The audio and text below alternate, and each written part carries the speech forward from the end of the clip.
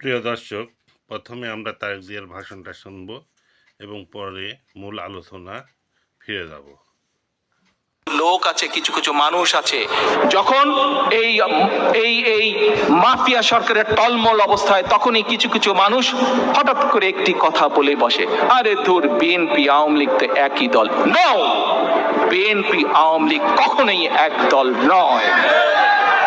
বিএনপির কোন নেতা সংসদে দাঁড়িয়ে বলেনি কোথায় সিরাজ শিকদার।